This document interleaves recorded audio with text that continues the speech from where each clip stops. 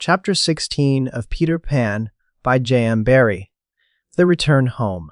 By 3 bells that morning, they were all stirring their stumps, for there was a big sea running, and Toodles the boatswain was among them, with a rope's end in his hand and chewing tobacco. They all donned pirate clothes cut off at the knee, shaved smartly, and tumbled up with the true nautical roll in hitching their trousers. It need not be said who was the captain. Nibs and John were first and second mate. There was a woman aboard. The rest were tars before the mast, and lived in the forecastle. Peter had already lashed himself to the wheel, but he piped all hands and delivered a short address to them, said he hoped they would do their duty like gallant hearties, but that he knew they were the scum of Rio and the Gold Coast, and if they snapped at him he would tear them. The bluff, strident words struck the note sailors understood, and they cheered him lustily. Then a few sharp orders were given, and they returned the ship round and nosed her for the mainland. Captain Pan calculated, after consulting the ship's chart, that if this weather lasted, they should strike the Azores about the 21st of June, after which it would save time to fly. Some of them wanted it to be an honest ship, and others were in favor of keeping it a pirate. But the captain treated them as dogs, and they dared not express their wishes to him, even in a round robin, one person after another, as they had to Captain Hook. Instant obedience was the only safe thing. Slightly got a dozen for looking perplexed when told to take soundings. The general feeling was that Peter was honest just now to lull Wendy's suspicions, but that there might be a change when the new suit was ready, which, against her will, she was making for him out of some of Hook's wickedest garments.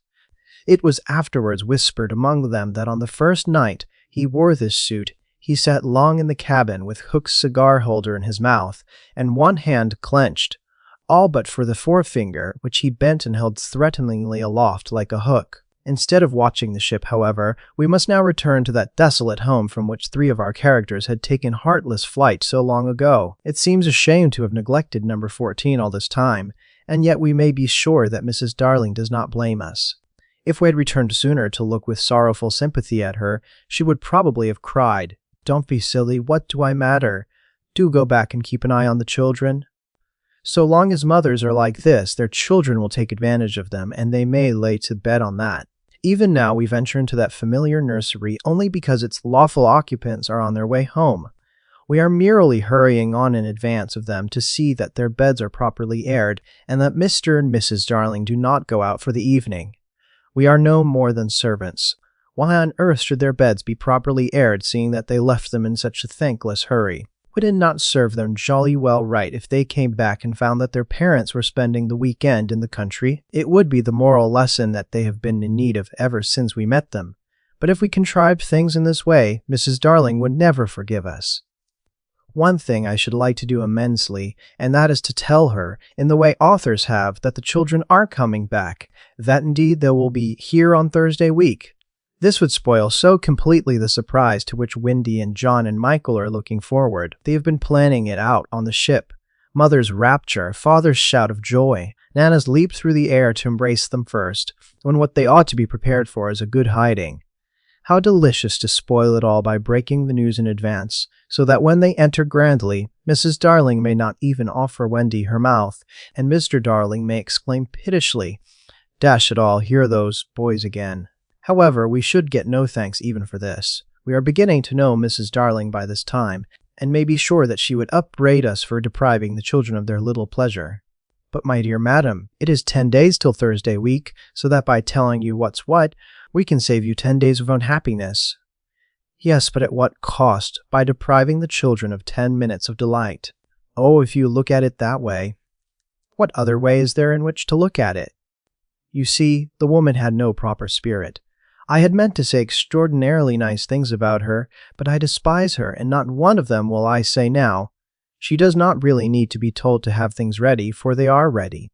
All the beds are aired, and she never leaves the house, and observe the window is open. For all the use we are to her, we might well go back to the ship. However, as we are here, we may as well stay and look on. That is all we are, lookers on. Nobody really wants us. So let us watch and say jaggy things in the hope that some of them will hurt. The only change to be seen in the night nursery is that between 9 and 6 the kennel is no longer there. When the children flew away, Mr. Darling felt in his bones that all the blame was his for having chained Nana up, and that from first to last she had been wiser than he. Of course, as we have seen, he was quite a simple man. Indeed, he might have passed for a boy again if he had been able to take his baldness off, but he had also a noble sense of justice, and a lion's courage to do what seemed right to him. And having thought the matter out with anxious care after the flight of the children, he went down on all fours and crawled into the kennel. To all Mrs. Darling's dear invitations to him to come out, he replied sadly but firmly, "No, my own one, this is the place for me." In the bitterness of his remorse, he swore that he would never leave the kennel until his children came back. Of course, this was a pity, but whatever Mr. Darling did, he had to do it in excess, otherwise he soon gave up doing it. And there never was a more humble man than the once proud George Darling, as he sat in the kennel of an evening talking with his wife of their children and all their pretty ways. Very touching was his deference to Nana. He would not let her come into the kennel, but on all other matters he followed her wishes implicitly. Every morning the kennel was carried with Mr. Darling in it to a cab, which conveyed him to his office, and he returned home in the same way at 6. Something of the strength of character of the man will be seen if we remember how sensitive he was to the opinion of neighbors, this man whose every movement now attracted surprised attention. Inwardly he must have suffered torture, but he preserved a calm exterior, even when the young criticized his little home, and he always lifted his hat courteously to any lady who looked inside. It may have been quixotic, but it was magnificent. Soon the inward meaning of it leaked out, and the great heart of the public was touched.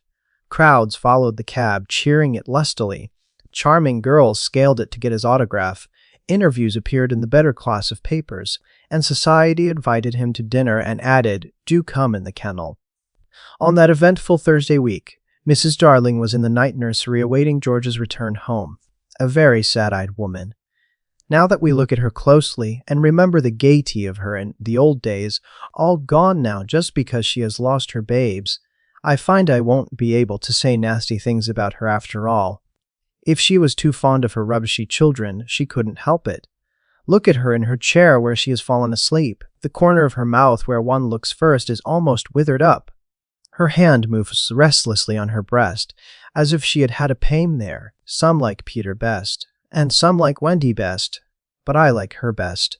Suppose to make her happy we whisper to her in her sleep that her brats are coming back. They're really within 2 miles of the window now, and flying strong, but all we need whisper is that they're on their way. Let's. It is a pity we did it, for she has started up, calling their names, and there is no one in the room but Nana. Oh, Nana, I dreamt my dear ones had come back. Nana had filmy eyes, but all she could do was put her paw gently on her mistress's lap, and they were sitting together thus when the kennel was brought back. As Mr. Darling put his head out to kiss his wife, we see that his face is more worn than of yore, but has a softer expression. He gave his hat to Liza, who took it scornfully. She had no imagination and was quite incapable of understanding the motives of such a man. Outside, the crowd who had accompanied the cab home were still cheering, and he was naturally not unmoved. "Listen to them," he said. "It is very gratifying." "Lots of little boys," sneered Liza. "There were several adults today," he assured her with a faint flush. But when she tossed her head, he had not a word of reproof for her. Social success had not spoiled him. It had made him sweeter. For some time he sat with his head out of the kennel, talking with Mrs. Darling of this success, and pressing her hand reassuringly when she said she hoped his head would not be turned by it. "But if I had been a weak man," he said. "Good heavens, if I had been a weak man!" "And George," she said timidly, "you are as full of remorse as ever, aren't you?" "Full of remorse as ever, dearest. See my punishment, living in a kennel. But it is punishment, isn't it, George? You are sure you are not enjoying it?" "My love!" You may be sure she begged his pardon, and then feeling drowsy, he curled round in the kennel. "Won't you play me to sleep?" he asked, "on the nursery piano?" And as she was crossing to the day nursery, he added thoughtlessly, "And shut that window, I feel a draught." "Oh, George, never ask me to do that. The window must always be left open for them. Always, always."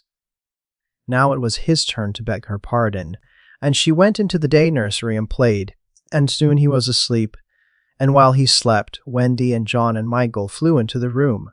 Oh no, we have written it so because that was the charming arrangement planned by them before we left the ship. But something must have happened since then, for it is not they who have flown in, it is Peter and Tinker Bell. Peter's first words tell all. "Quick, Tink," he whispered. "Close the window. Bar it. That's right. Now you and I must get away by that door, and when Wendy comes she will think her mother has barred her out, and she will have to go back with me." Now I understand what had hitherto puzzled me, why when Peter had exterminated the pirates he did not return to the island and leave Tink to escort the children to the mainland. This trick had been in his head all the time. Instead of feeling that he was behaving badly, he danced with glee. Then he peeped into the day nursery to see who was playing. He whispered to Tink, "It's Wendy's mother. She is a pretty lady, but not so pretty as my mother. Her mouth is full of thimbles, but not so full as my mother's was." Of course he knew nothing whatever about his mother, but he sometimes bragged about her. He did not know the tune, which was Home Sweet Home, but he knew what it was saying. "Come back, Wendy, Wendy, Wendy," and he cried exultantly, "You will never see Wendy again, lady, for the window is barred."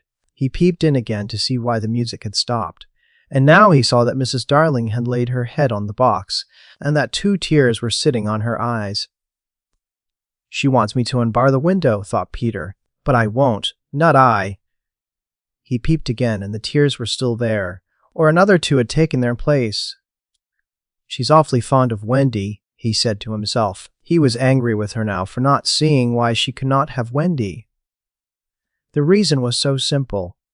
"I'm fond of her too. We can't both have her, lady." But the lady would not make the best of it, and he was unhappy. He ceased to look at her, but even then she would not let go of him. He skipped about and made funny faces, but when he stopped, it was just as if she were inside him, knocking.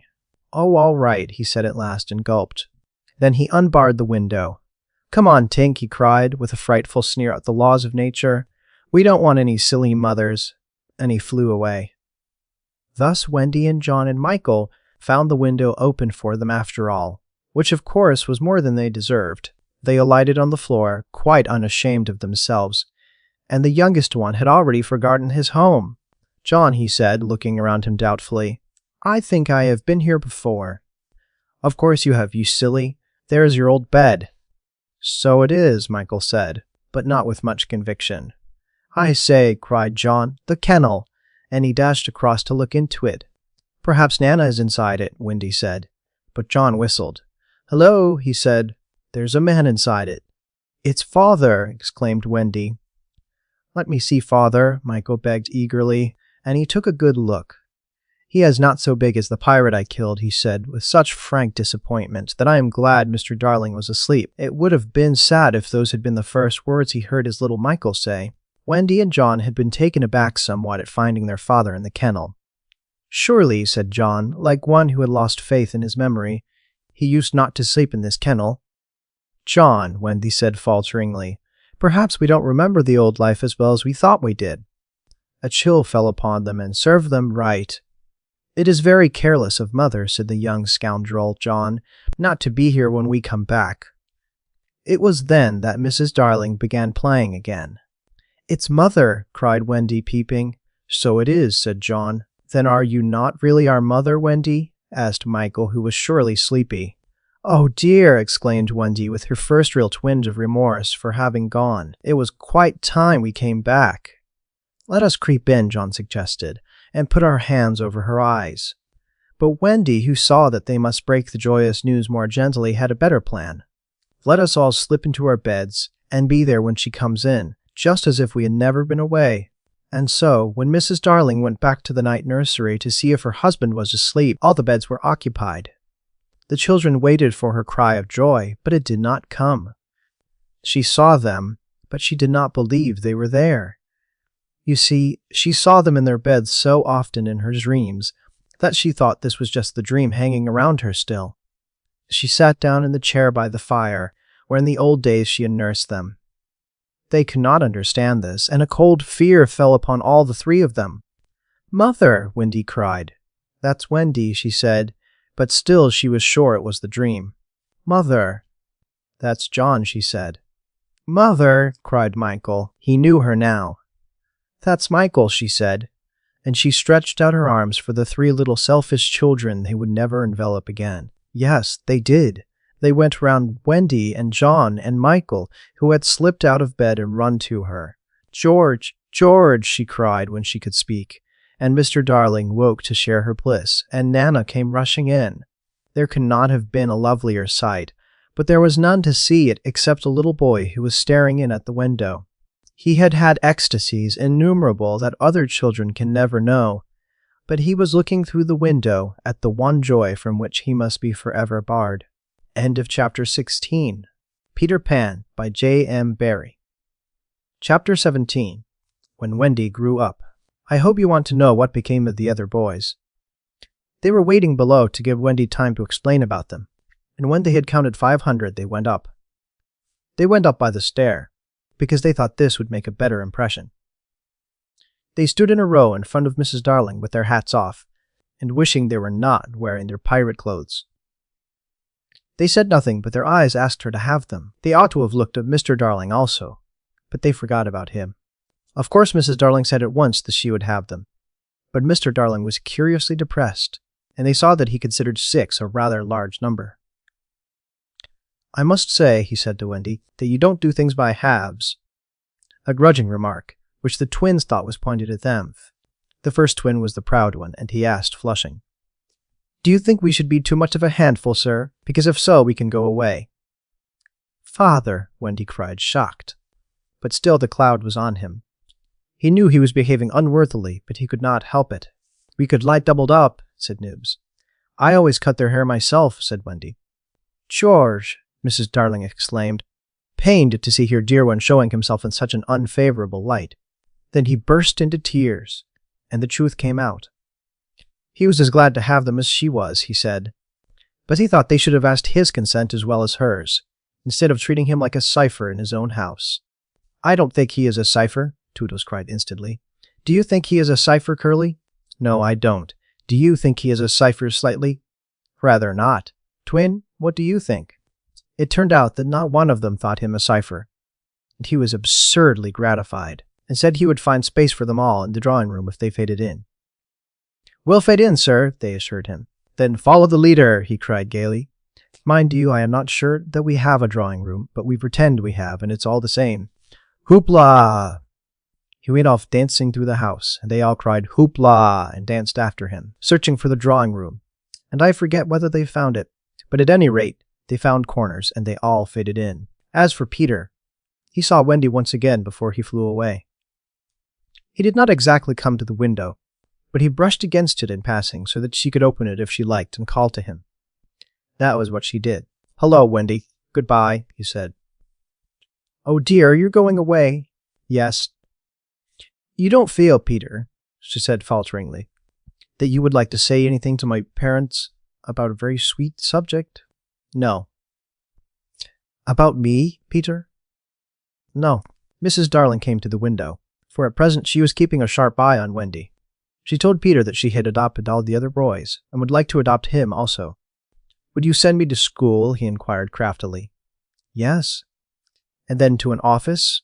"I suppose so." "Soon I should be a man?" "Very soon." "I don't want to go to school and learn solemn things," he told her passionately. "I don't want to be a man. Oh, Wendy's mother, if I was to wake up and feel there was a beard." "Peter," said Wendy the comforter, "I should love you in a beard." And Mrs. Darling stretched out her arms to him, but he repulsed her. "Keep back, lady. No one is going to catch me and make me a man." "But where are you going to live?" "With Tink in the house we built for Wendy. The fairies are to put it high up among the treetops, where they sleep at nights." "How lovely!" cried Wendy so longingly that Mrs. Darling tightened her grip. "I thought all the fairies were dead," Mrs. Darling said.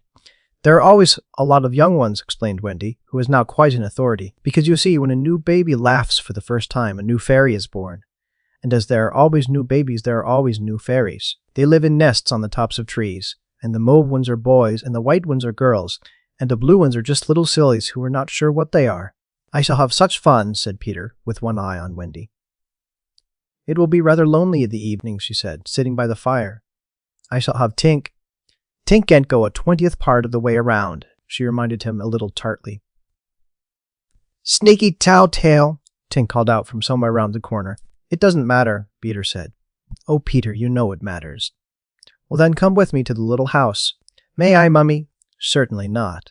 I have got you home again, and I mean to keep you. But he does so need a mother. So do you, my love. Oh, all right, Peter said, as if he had asked her from politeness merely. But Mrs. Darling saw his mouth twitch, and she made this handsome offer. To let Wendy go to him for a week every year and do his spring cleaning. Wendy would have preferred a more permanent arrangement, and it seemed to her that spring would be long in coming. But this promise sent Peter away quite gay again. He had no sense of time, and was so full of adventures that all I have told you about him is only a halfpenny worth of them. I suppose it was because Wendy knew this, that her last words to him were these rather plaintive ones. You won't forget me, Peter, will you, before spring cleaning time comes? Of course Peter promised, and then he flew away. He took Mrs. Darling's kiss with him. The kiss that had been for no one else, Peter took quite easily. Funny, but she seemed satisfied. Of course all the boys went to school, and most of them got into Class 3, but Slightly was put first into Class 4, and then into Class 5. Class 1 is the top class. Before they had attended school a week, they saw what goats they had been not to remain on the island, but it was too late now, and soon they settled down to being as ordinary as you or me or Jenkins Minor. It is sad to have to say that the power to fly gradually left them. At first Nana tied their feet to the bedposts so that they should not fly away in the night, and one of their diversions by day was to pretend to fall off buses, but by and by they ceased to tug at their bonds in bed, and found that they hurt themselves when they let go of the bus. In time they could not even fly after their hats. Want of practice, they called it, but what it really meant was that they no longer believed. Michael believed longer than the other boys, though they jeered at him, so he was with Wendy when Peter came for her at the end of the first year. She flew away with Peter in the frock she had woven from the leaves and berries in the Neverland, and her one fear was that he might notice how short it had become, but he never noticed he had so much to say about himself. She had looked forward to thrilling talks with him about old times, but new adventures had crowded out the old ones from his mind. Who is Captain Hook? He asked her with interest when she spoke of the arch-enemy. Don't you remember, she asked, amazed, how you killed him and saved all our lives? I forget them after I killed him, he replied carelessly. When she expressed a doubtful hope that Tinker Bell would be glad to see her, he said, Who is Tinker Bell? Oh, Peter, she said, shocked. But even when she explained, he could not remember. There are such a lot of them, he said. I expect she is no more. I expect he was right, for fairies don't live long, but they are so little that a short time seems a good while to them. Wendy was pained, too, to find that the past year was but as yesterday to Peter. It had seemed such a long year of waiting to her, but he was exactly as fascinating as ever, and they had a lovely spring cleaning in the little house on the treetops. Next year he did not come for her. She waited in a new frock because the old one simply would not meet, but he never came. Perhaps he is ill, Michael said. You know he is never ill. Michael came close to her and whispered, with a shiver, Perhaps there is no such person, Wendy. And then Wendy would have cried if Michael had not been crying. Peter came next spring cleaning, and the strange thing was that he never knew he had missed a year. That was the last time the girl Wendy ever saw him. For a little longer she tried for his sake not to have growing pains, and she felt she was untrue to him when she got a prize for general knowledge.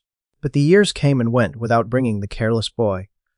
And when they met again, Wendy was a married woman, and Peter was no more to her than a little dust in the box in which she had kept her toys. Wendy was grown up. You need not be sorry for her. She was one of the kind that likes to grow up. In the end, she grew up of her own free will, a day quicker than other girls. All the boys were grown up and done for by this time, so it is scarcely worthwhile saying anything more about them. You may see the twins and Nibs and Curly any day going to an office, each carrying a little bag and an umbrella. Michael is an engine driver, Slightly married a lady of title, and so he became a lord. You see that judge in a wig coming out at the iron door? That used to be Toodles, the bearded man who doesn't know any story to tell his children. Was once John. Wendy was married in white with a pink sash. It is strange to think Peter did not alight in the church and forbid the banns. Years rolled on again, and Wendy had a daughter. This ought not to be written in ink, but in a golden splash. She was called Jane, and always had an odd, inquiring look, as if from the moment she arrived on the mainland she wanted to ask questions. When she was old enough to ask them, they were mostly about Peter Pan. She loved to hear of Peter, and Wendy told her all she could remember in the very nursery from which the famous flight had taken place. It was Jane's nursery now, for her father had bought it at 3% from Wendy's father, who was no longer fond of stairs. Mrs. Darling was now dead and forgotten. There were only 2 beds in the nursery now, Jane's and her nurse's, and there was no kennel, for Nana also had passed away. She died of old age, and at the end she had been rather difficult to get on with, being very firmly convinced that no one knew how to look after children except herself. Once a week Jane's nurse had her evening off, and then it was Wendy's part to put Jane to bed. That was the time for stories. It was Jane's invention to raise the sheet over her mother's head and her own, thus making a tent, and in the awful darkness to whisper, "What do we see now?" "I don't think I see anything tonight," says Wendy, with a feeling that if Nana were here she would object to further conversation. "Yes, you do," says Jane. "You see when you were a little girl." "That is a long time ago, sweetheart," says Wendy. "Ah me, how time flies." "Does it fly?" asked the artful child. "The way you flew when you were a little girl?" "The way I flew? Do you know, Jane, I sometimes wonder whether I ever did really fly." "Yes, you did." "The dear old days when I could fly." "Why can't you fly now, Mother?" "Because I am grown up, dearest. When people grow up, they forget the way." "Why do they forget the way?" "Because they are no longer gay and innocent and heartless. It is only the gay and innocent and heartless who can fly." "What is gay and innocent and heartless? I do wish I was gay and innocent and heartless." Or perhaps Wendy admits she does see something. "I do believe," she says, "that it is this nursery." "I do believe it is," says Jane. "Go on." They are now embarked on the great adventure of the night when Peter flew in looking for his shadow. "The foolish fellow," says Wendy, "tried to stick it on with soap, and when he could not, he cried, and that woke me, and I sewed it on for him." "You have missed a bit," interrupts Jane, who now knows the story better than her mother. "When you saw him sitting on the floor crying, what did you say?" "I sat up in bed and I said, 'Boy, why are you crying?'" "Yes, that was it," says Jane, with a big breath. "And then he flew us all away to the Neverland, and the fairies, and the pirates, and the redskins, and the mermaid's lagoon, and the home under the ground, and the little house." "Yes, which did you like best of all?" "I think I liked the home under the ground best of all." "Yes, so do I." "What was the last thing Peter ever said to you?" "The last thing he ever said to me was, 'Just always be waiting for me, and then some night you will hear me crowing.'" "Yes!" "But alas, he forgot all about me." Wendy said it with a smile. She was as grown up as that. "What did his crow sound like?" Jane asked one evening. "It was like this," Wendy said, trying to imitate Peter's crow. "No, it wasn't," Jane said gravely. "It was like this." And she did it ever so much better than her mother. Wendy was a little startled. "My darling, how can you know?" "I often hear it when I am sleeping," Jane said. "Ah, yes, many girls hear it when they are sleeping, but I was the only one who heard it awake." "Lucky you," said Jane.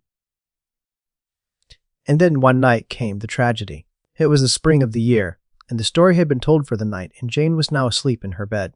Wendy was sitting on the floor very close to the fire so as to see to darn, for there was no other light in the nursery, and while she sat darning, she heard a crow.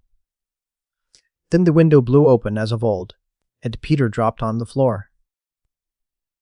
He was exactly the same as ever, and Wendy saw at once that he still had all his first teeth. He was a little boy, and she was grown up.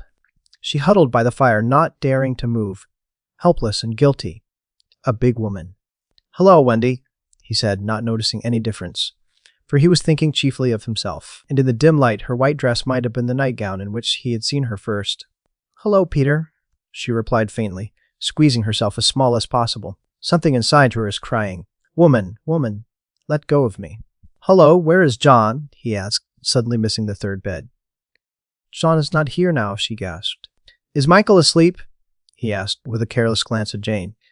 "Yes," she answered, and now she felt that she was untrue to Jane as well as to Peter. "That is not Michael," she said quickly, lest a judgment should fall on her. Peter looked. "Hello, is it a new one?" "Yes." "Boy or girl?" "Girl." Now surely he would understand, but not a bit of it. "Peter," she said, faltering, are you expecting me to fly away with you?" Of course, that is why I have come. He added a little sternly, Have you forgotten that this is spring cleaning time? She knew it was useless to say that he had let many spring cleaning times pass. I can't come, she said apologetically. I have forgotten how to fly. I'll soon teach you again. Oh, Peter, don't waste the fairy dust on me. She had risen, and now at last a fear assailed him. What is it? He cried, shrinking. I will turn up the light, she said, and then you can see for yourself. For almost the only time in his life that I know of, Peter was afraid. Don't turn up the light, he cried. She let her hands play at the hair of the tragic boy. She was not a little girl heartbroken about him. She was a grown woman smiling at it all, but they were wet smiles. Then she turned up the light, and Peter saw. He gave a cry of pain, and when the tall, beautiful creature stooped to lift him in her arms, he drew back sharply. What is it? He cried again. She had to tell him. I am old, Peter. I am ever so much more than 20.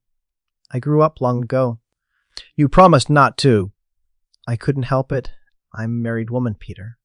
No, you're not. Yes, and the little girl in the bed is my baby. No, she's not.